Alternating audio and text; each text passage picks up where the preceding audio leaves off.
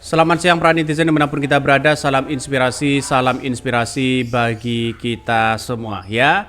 KPU akui kesalahan input data pada aplikasi Sirekap dalam pemilu di 2024. Mengapa bisa terjadi seperti ini begitu kan?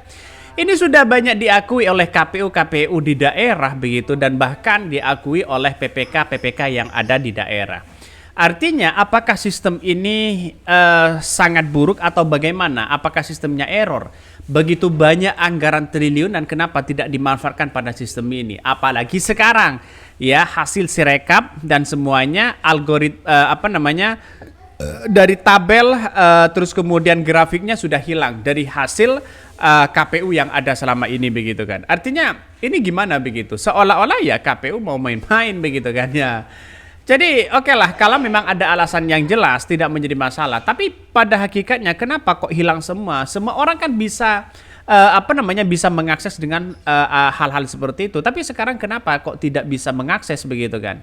Nah dalam artian bahwa kita tidak bisa melihat nilainya begitu kan ya di KPU itu sendiri begitu. Artinya sampai hari ini saya masih kebingungan begitu kan melihat nuansa-nuansa takutnya nanti ada data-data yang kemudian suaranya bisa rubah dan sebagainya begitu. Ini yang mesti kita hati-hati di situ begitu.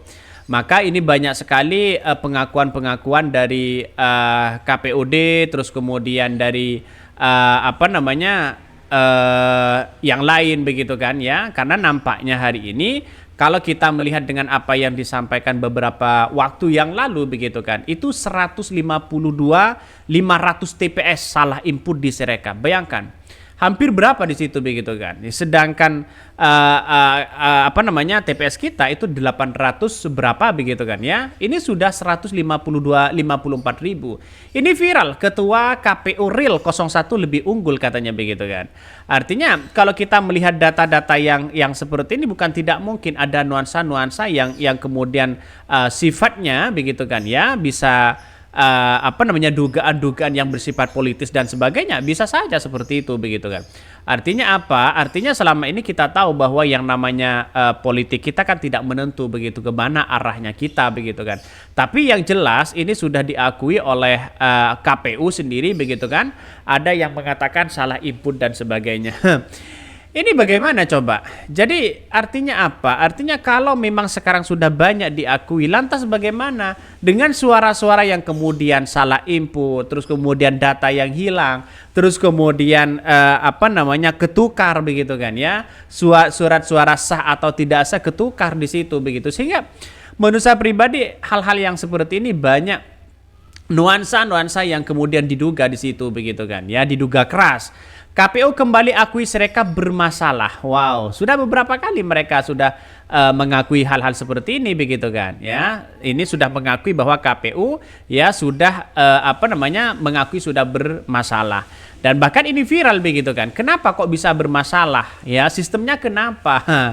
Jadi sampai hari ini banyak orang yang mengatakan bahwa kenapa kok tidak diperbaiki sistemnya? Maka semua orang mengatakan audit saja KPU, audit saja Bawaslu dan sebagainya begitu kan. Toh pada kenyataannya takut ada nuansa-nuansa hal yang tidak diinginkan yang kemudian dimanfaatkan oleh orang-orang tertentu begitu.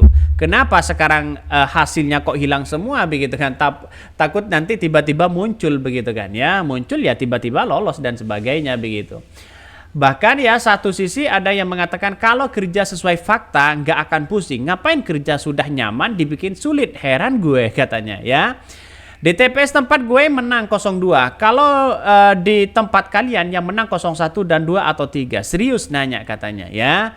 Kalau 3 paslon udah sangat kecil kemungkinan bakal 1 putaran ya. Ini kan 2. Maksain aja menang 1 putaran karena duit bakal habis banyak lagi. Ini komentar-komentar dari netizen.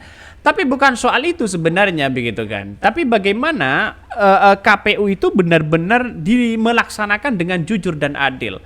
Tanpa ada manipulasi, tanpa ada dugaan-dugaan yang kemudian muncul di masyarakat begitu. Itu bagus rasanya. Maka kita kawal bersama-sama yang namanya pemilu. ada Sirekap yang kemudian berjalan sendiri katanya begitu kan. Saya nggak tahu konsepnya ini bagaimana. Ada yang kemudian Sirekap itu ada dua, ada khusus admin yang dikendalikan oleh ketua PPK, ada yang kemudian khusus pengecekan biasa dan sebagainya katanya begitu. Nah, cerita-cerita inilah yang kemudian bisa dijadikan patokan kita bahwa bagaimana KPU itu sistemnya sangat lemah sekali begitu kan. Dengan anggaran yang fantastis menurut saya pribadi perbaiki aja sistem itu sehingga nilai atau hasil dari beberapa caleg, dari beberapa calon presiden itu tidak bisa ketukar. Masa surat-suara yang tidak sah lalu kemudian bisa jadi surat sah begitu kan? Itu kan logikanya kan kacau di situ begitu. Artinya mari kita bersama-sama kita kawal begitu kan bagaimana pemilu ke depan ya, jangan sampai ada nuansa-nuansa yang kemudian bersifat ya halnya politis di situ begitu kan. Tidak baiklah bagi kita semua. Maka saya pribadi begitu kan ya, hal-hal kalau tidak kalau tidak beres ini semua, ya saya kira masyarakat Indonesia banyak yang kacau dalam pemilu ini begitu. Bahkan KPU sudah mengakui ya terkait dengan adanya Sirekap itu. Kita lihat saja ini.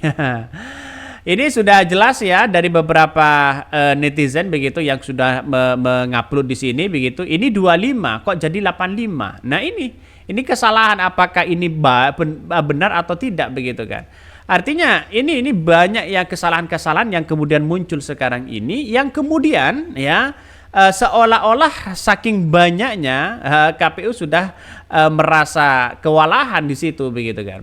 Banyaknya kesalahan dalam dan penginputan data dari hasil di aplikasi Sirekap diakui ya oleh KPU ini disebabkan oleh dua fakta utama, yaitu adalah human error, kesalahan manusia, dan kesalahan sistem pada aplikasi Sirekap yang tidak bisa membaca pada tulisan manual.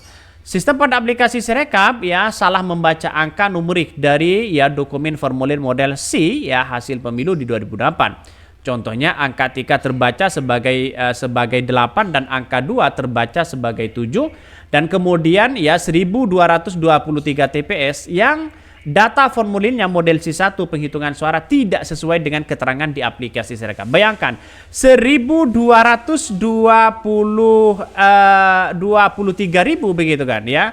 1223 TPS itu tidak sesuai dengan aplikasi. Ya, dengan aplikasi Sirekap begitu kan. Jadi artinya apa? Inilah kelemahan-kelemahan dari Sirekap, kelemahan-kelemahan dari aplikasi di situ begitu. Sehingga banyak muncul di masyarakat ya sana sini ya, kemudian digugat, terus kemudian sana sini ya dari manualnya tidak sesuai dan sebagainya begitu kan. Maka jalan satu-satunya kalau menurut saya pribadi ya perbaiki saja sistem pemilu untuk masa depan ya, untuk kejujuran masa depan dan sebagainya. Oke, ya mungkin itu yang kami sampaikan ya. Tonton terus channel Hodari Podcast Rakyat ini karena ada berita-berita menarik dan viral setiap harinya. Salam para netizen, salam inspirasi bagi kita semua. Jangan lupa di subscribe di YouTube Hodari Podcast Rakyat ini.